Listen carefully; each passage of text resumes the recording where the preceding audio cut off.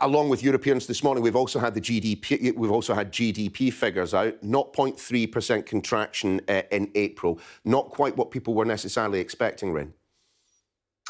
Yeah, we're still seeing a weak economic outlook at the moment. And we do think the economy as a whole will grow this year.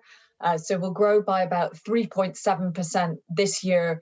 But then we should see growth of only 1% next year. And I think, look, we have seen a contraction on the month in GDP in the latest figures. And I think what is clear, because of the high inflation we're seeing here in the UK, for many households this year, it will feel like a recession.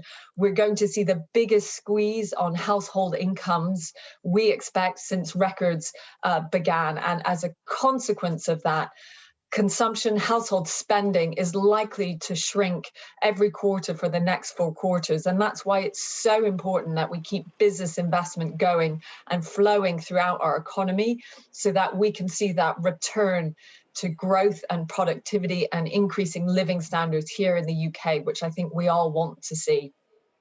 We've had the Environment Secretary on the programme this morning. When asked about those figures, his view was pretty close to that of the Chancellor of the Exchequer. You know, countries around the world are seeing slowing growth. The UK is not immune from those challenges, essentially saying, look, we've all got to kind of grin and bear it. I mean, to what extent is that true? I mean, look, as we've seen, and just that report we're showing us now, the devastating war in the Ukraine is having economic consequences here, though, of course, our thoughts are immediately with the devastating human toll that it's having.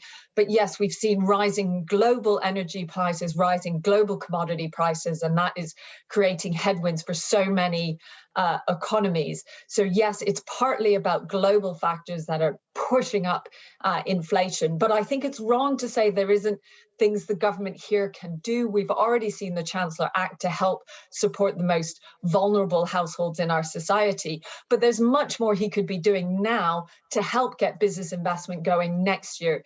He's been bold in having a super deduction. That's an incentive to really bring forward and increase business investment. But that comes to an end next year. And that's exactly when we need to see the engine of growth continuing here in the UK. So we need to see a permanent investment allowance.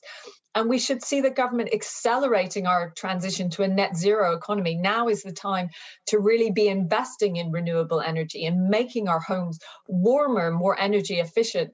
The government have had some programs to help vulnerable households make their homes more energy efficient. But we haven't seen the latest round of that. We could absolutely be accelerating what we're doing now to get on with delivering growth in this country.